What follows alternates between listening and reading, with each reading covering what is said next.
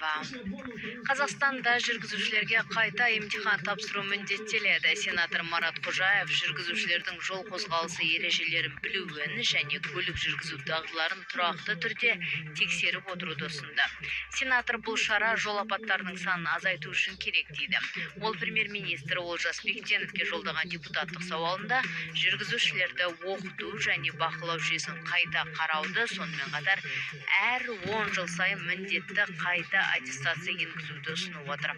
Бұған қоса Қожаев жол инфрақұрылымын жақсарту керек екенін айтты.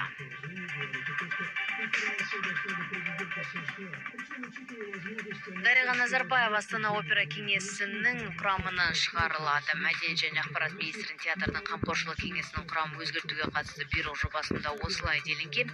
Бұйрық жобасы биыл 3 сәуірге дейін қоғамдық талқылауға ұсынылып отыр. Қосымша ақпар бірер күн бұрын мәдениет және ақпарат министрі Аида Балаева театр қайраткері Александр Савастьяновты Астана опера директоры етіп тағайындаған.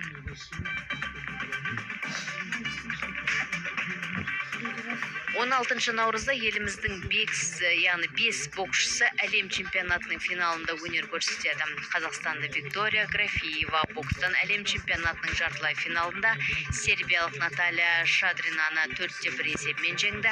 2024 жылғы Олимпиада ойындарының қола жүлдегері Назым Қызайбай солтүстік кореялық Хон Кёнөрёнды жеңіп, әлем чемпионатының финалына жолдама алды.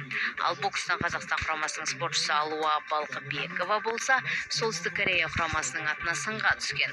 Ан Кумбөлге қарсы кездесуде шаршы алаңда шебер өнер көрсетті.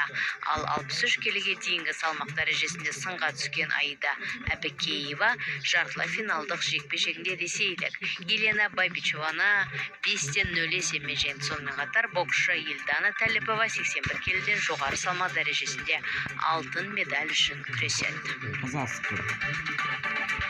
Шетел жаңалығына ойысайық. Америкалық кәсіпкер және SpaceX негізін қалаушы Илон Маск Optimus роботының Марсқа қашан ұшатынын мәлімдеді.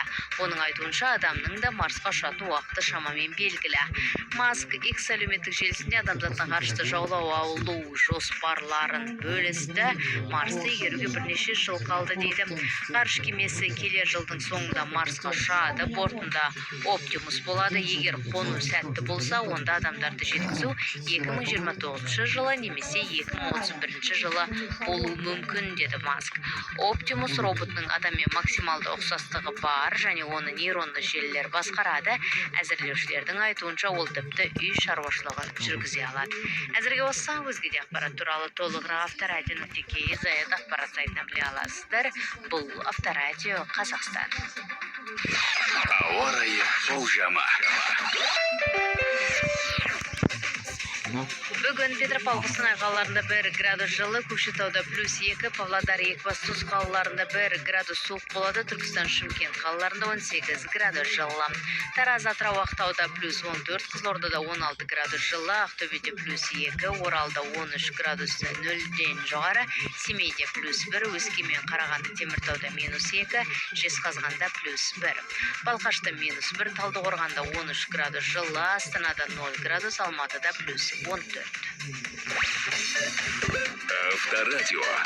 Тек алға қозғалыс.